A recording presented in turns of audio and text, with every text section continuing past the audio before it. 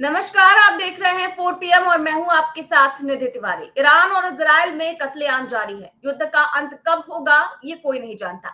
Israel लगातार Iran पर attack कर रहा है और ईरान भी मिसाइलों से तेल अवीव में तबाही मचा रहा है और भी इजराइल के तमाम शहरों में, तमाम बिल्डिंग्स में ये जो तबाही है वो देखने को मिल रही है। इजराइल और ईरान के बीच जारी संघर्ष का आज 9वां दिन है। इस बीच आज एक बहुत बड़ा दावा सोशल मीडिया और तमाम खबरों में किया जा रहा है कि ईरान ने इजराइल के गृह मंत्रालय की बिल्डिंग को ही उड़ा दिया है। जी हाँ, यानी कि ईरान का हमला इस कदर अब तेज हो गया है कि इजराइल का गृह मंत्रालय इस हमले की जद में आता हुआ नजर आ गया है। ईरानी मिसाइल ने इजराइल के गृह मंत्रालय की बिल्डिंग को उड़ा दिया है, ऐसी खबरें हैं। हालांकि इन दावों और खबरों की पुष्टि हम नहीं करते, लेकिन आप जो है आपको अभी मैं खबरें दिखाती हूँ जिनमें तमाम ऐसी खबरें हैं जिनमें दावा किया जा रहा है कि ये जो गृह मंत्रालय की बिल्डिंग है उसको उड़ा दिया गया। ये खबर आपको दिखाएंगे और चर्चा भी करेंगे, क्योंकि एक देश के लिए गृह मंत्रालय कितना इंपॉर्टेंट होता है, वो बिल्डिंग कितनी इंपॉर्टेंट होती है, आप समझ सकते हैं। और अगर ये खबर सच है तो बहुत बड़ी खबर है। तो आज हम इन तमाम खबरों पर चर्चा करेंगे और इस चर्चा में मौजूद है प्रोफेसर अखिल स्वामी सर। सर, बहुत बहुत स्वागत है आपका।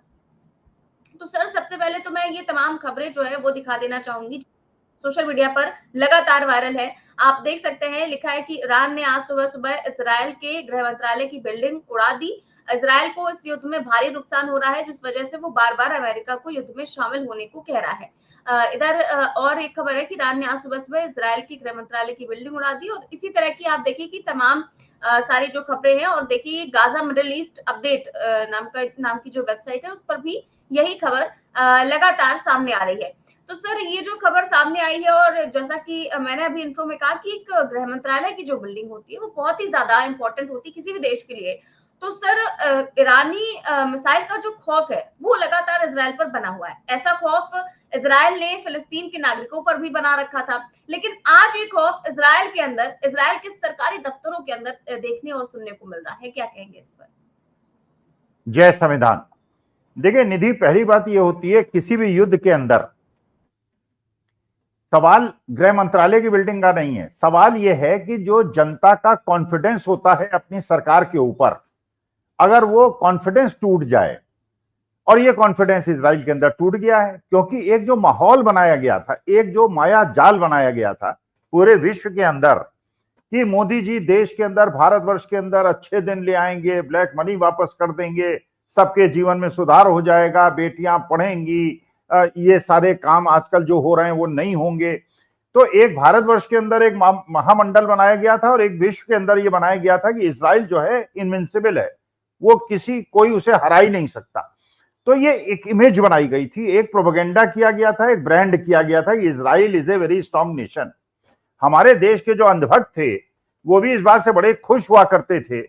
उन्हें लगता था कि इजराइल इतना ज्यादा महत्वपूर्ण और इतना मजबूत राष्ट्र है कि आसपास के सारे देशों को रौंद के वो कब्जा कर लेगा, और उन्हीं से प्रेरणा लेते हुए पेगासस की मदद से भारतवर्ष के अंदर भी उसी प्रकार का साम्राज्य स्थापित हमारे अंधभक्त चाहते थे। और मोदी जी का एक ही गुरु है पूरे विश्व के अंदर, अगर उनका कोई मित्र है तो नेतन्याहू है। तो जो एक ब्रांड बनाया गया था, वो ब्रांड आज के तारीख में पूरी तरह से धराशायी हो गया है।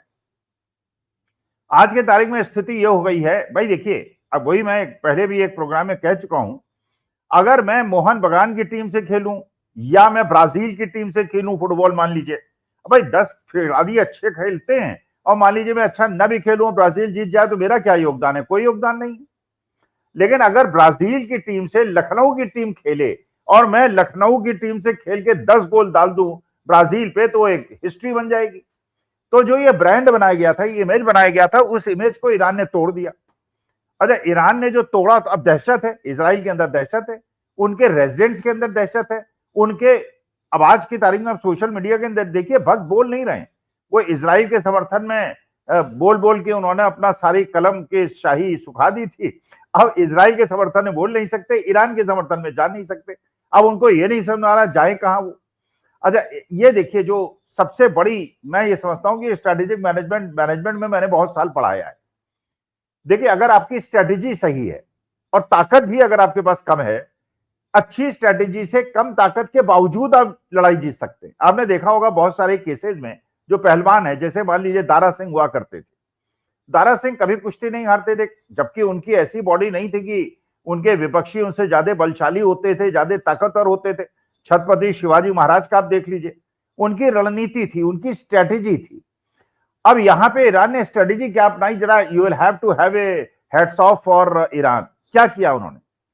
देखिए, पिछले 20 साल से उनको पता था कि जो ये अमेरिका है और इजराइल है, ये निगाह तागे बैठा हुआ है पूरे उस एरिया के अंदर। अगर कोई शक्ति उसका विरोध कर सकती है तो ईरान है, बाकी तो उसके पिटलग्गू बन गए थे और सब उसकी शरण में चले गए थे। ईरान केवल एक था जो चैलेंज कर रहा था। पहले इराक ने किया था, लीबिया ने किया था, उनको खत्म कर दिया, अब ईरान बचा था। और ये 20 साल से ईरान को पता था। तो ईरान क्या कर रहा था, उसने कहा कि भाई हमारे पास एयर पावर तो है नहीं, हमारे पास फाइटर प्लेन्स तो है नहीं। भाई आज भी अगर ईरान की बात देखिए तो फाइटर प्लेन जो है रशिया के 20-20, 25, 30 साल पुराने, और वो प्लेन्स हैं जो बहुत ज्यादा रिलायबल नहीं। तो उन्होंने क्या किया कि पिछले 20 साल के अंदर मिसाइल टेक्नोलॉजी को डेवलप किया। अच्छा, मिसाइल भी जो उन्होंने बनाई वो कई श्रेणी की बनाई और करीब 20,000 मिसाइल बना के खड़ी कर लिया, छुपा ली बिल्कुल। और ये ढपोड़ शंकी नहीं की, जैसे हमारे देश के अंदर आजकल ढपोड़ शंकी चल रही है, मेरा 56 इंच का सीना है, मैं ये कर दूंगा, मैं वो कर दूंगा। अच्छा, जब आप कहेंगे 56 इंच का सीना है और फिर उसके बाद युद्ध विराम करेंगे तो प्रश्न तो उठेंगे, भाई 56 इंच का सीना था और आपकी सेना जीत रही थी तो युद्ध विराम आपने क्यों किया? इसका मतलब यह है कि आप फट्टू हैं। अच्छा चलिए, अब ईरान ने क्या किया? ईरान ने क्या किया कि बहुत सारे मिसाइल बनाई। अच्छा, ये भी उन्हें पता था कि इजराइल के पास जो एयर डिफेंस सिस्टम है वो लिमिटेड है। अच्छा, इंप्रूव्ड वैरायटी का है, S-500 है जो रशिया का है, हमारे पास S-200 था। इजराइल के पास एयर डिफेंस सिस्टम की कमी पता थी ईरान को। उन्होंने क्या किया, पहले जो मिसाइल दागी 300-400 वो इंफीरियर क्वालिटी की दागी। अच्छा, इजराइल के एयर डिफेंस सिस्टम ने उनको काउंटर किया, उनको डिफ्यूज किया। अच्छा, 80% उन्होंने डिफ्यूज कर दिया, 20% केवल मिसाइल जो है वो इजराइल के टारगेट को हिट कर पाई। इजराइल को लगा कि यार ये तो हम, लेकिन उनको ये भी अंदाजा हो गया बाद में, इनका 20,000 मिसाइल्स हैं और 20,000 मिसाइल्स में अगर ये 500 मिसाइल भी रोड डालेंगे तो बताइए कितने दिन तक चलेंगी? इसका माने करीब 1.25 महीने तक, 1.5 महीने तक चलेंगी। अच्छा, 1.5 महीने तक चलेंगी, लेकिन जो एयर डिफेंस सिस्टम है आपका वो तो केवल 12 दिन का है। तो ये तो मिसाइल दागते रहेंगे और इंप्रूव्ड वैरायटी की, एक के बाद एक अच्छी वैरायटी की मिसाइल दाग रहे हैं। और इजराइल की जो एयर में वो जो डिफेंस सिस्टम है वो फेल हो गया है। अब इसका माने पहले तो 20% केवल मिसाइल पहुंच रही थी इजराइल की धरती पे, अब 40% पहुंच रही हैं। और जब 12 दिन के बाद इनके पास एयर डिफेंस सिस्टम इनका खत्म हो जाएगा तो 100% मिसाइल हिट करेंगी। तो असली जो मजा आएगा, मेरे ख्याल से मजा नहीं आएगा, दुख, ये लड़ाई में और युद्ध में मजा तो नहीं आता, लेकिन जो हेकड़ी होती है आदमी की, देखिए गुंडों का यही अंत होना चाहिए। आपने जैसे गाजा के अंदर छोटे छोटे बच्चों को मारा और खून खून बहाया और उसके बाद नाचे आप उनकी लाशों के ऊपर।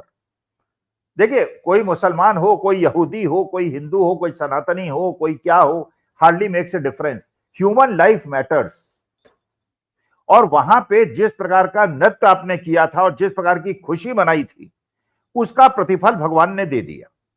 आज के तारीख में यह स्थिति है कि इजरायली जो है वो, ये आदत तो है नहीं उनको बंकर्स के अंदर रहने की। अच्छा, हाइफा पोर्ट को तो पूरी तरह से तहस नहस करने पे ईरान उतारू हो गया है, लगता है उन्हें। अच्छा देखिए, ईरान की देखिए तब भी एक बड़प्पन है, उन्होंने हमारे 1,000 लोगों को जो वहां पे थे ईरान में अपने प्लेन से एयरलिफ्ट करके भारत वापस कर दिया। इजराइल ने नहीं किया। इजराइल ने कहा भैया तुम जानो, तुम्हारा काम जाने, हम अपने देश के लोगों की रक्षा करेंगे, हमें हिंदुस्तानियों पाकिस्तानियों की रक्षा नहीं करनी। तो ईरान, ये जो सोनिया जी ने जो लेटर लिखा है, देखिए आज हमारी भी फीलिंग ये है, जैसे आपने रूस का साथ छोड़ा और रूस के साथ छोड़ने की वजह से और पूरी तरह से आपने पल्लू दामन थाम लिया डोनाल्ड ट्रंप का। और डोनाल्ड ट्रंप ने, सोचिए, जब यूक्रेन को धोखा दे सकता है वो, जब वो इजराइल को धोखा दे सकता है तो आपको धोखा नहीं देगा। हम तो शुरू से आगाह कर रहे हैं कि ट्रंप को अपने बिजनेस से मतलब है, अपने रियल एस्टेट से मतलब है। आज इजराइल का साथ छोड़ दिया उसने। इजराइल जो है तड़प रहा है, वो एयर डिफेंस सिस्टम उसके पास है नहीं, वो जानता है कि अपने लोगों को नहीं बचा पाएगा।